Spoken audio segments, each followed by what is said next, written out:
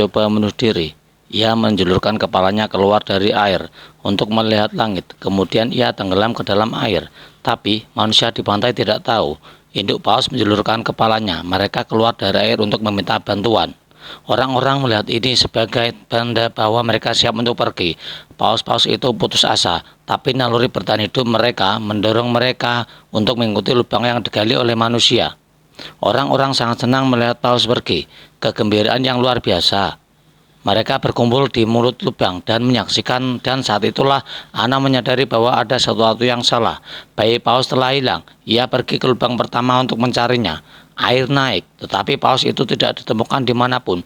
Ana menjadi bingung. Dia baru saja bersama orang tuanya. Bagaimana mungkin ia bisa menghilang dalam sekejap? Dan saat itulah wali kota berbicara tentang hukum alam yang kejam untuk bertahan hidup. Paus muda itu sangat sakit. Orang tuanya tidak ingin merawatnya. Ia tidak ingin menyeret keluarganya ke bawah. Harus mengorbankan dirinya sendiri. Ia berhenti berenang dan memberikan tubuhnya tenggelam ke dalam kegelapan laut. Ana tidak bisa menerima hal ini. Dia berteriak kesakitan. Dia jatuh ke tanah. Kesedihan melanda semua orang. Tetapi upaya penyelamatan terus berlanjut. Hawa dingin akan datang. Mereka harus mencari perairan terbuka. Sesegera mungkin, kalau tidak dua paus yang tersisa akan tenggelam juga. Wali kota telah modifikasi semua warga. Semua orang telah menghentikan apa yang mereka lakukan. Mereka mengambil peralatan mereka dan bergas ke tempat kejadian. Meskipun banyak orang yang datang untuk membantu, tetapi masih ada masalah di depan mereka. Es menumpuk seperti gunung. Dinding es telah terbentuk ribuan kilometer di bawah laut. Kapal pencak es itu terjebak di bawah laut. Kapal pencak es itu terjebak 200 km jauhnya. Mustahil untuk menerobos dengan tangan, tapi Ana tidak menyerah. Ia menghampiri presiden, berharap ia akan mengesampingkan prasangkanya untuk sementara waktu.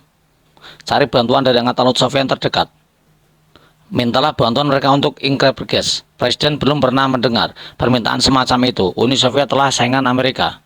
Ana ingin meminta bantuan mereka, dan kolonel mengatakan itu tidak mungkin.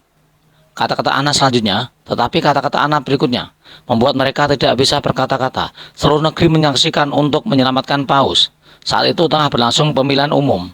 Jika presiden tidak setuju, ketika itu berakhir, Ana akan berhasil dan memprotes, dan begitulah cara dia terpilih. Presiden tidak menyangka Ana akan mengatakan itu. Ini tidak tahu apa yang harus dilakukan. Pada akhirnya solusi Ana berhasil. Tekanan terhadap presiden setuju untuk mencari bantuan dari angkatan laut Soviet. Ketika berita datang, media berita dunia meledak. Tak ada yang bisa membayangkan dua rival perang dingin akan setuju untuk bekerja sama menyelamatkan paus. Berita itu sampai ke tempat kejadian. Orang banyak terinspirasi, semoga orang penuh energi. Segera mereka menggali sampai ke kaki dinding es. 425 lubang di seberang laut es itu adalah kerja keras. Tetapi semua orang senang.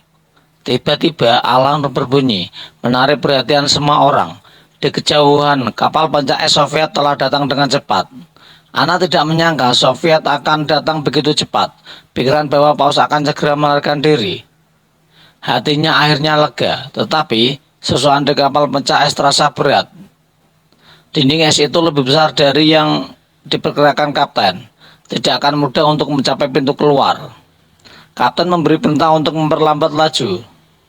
Setelah ragu-ragu sejenak, ia menuju ke arah dinding. Orang-orang di pantai menahan napas mereka. Harapan yang tinggi, tapi pada detik berikutnya kecepatannya terlalu lambat. Dinding es tidak bergerak sama sekali. Tetapi karena kerumunan orang kecewa, suara kapten terdengar melalui radio. Kawan-kawan, kami hanya menguji air. Kita akan mempercepat. Menyingkirlah dan menyingkirlah dari jalan. Segera setelah kata-kata itu diucapkan, pemencak es datang dengan kecepatan yang lebih cepat. Ia menghantam dinding. Sebuah retakan besar muncul, tetapi dinding es tidak pecah. Kapten tidak senang. Dia memerintahkan pemecah es untuk melaju dengan kecepatan penuh. Es pistol es akan merobos atau kapal akan hancur.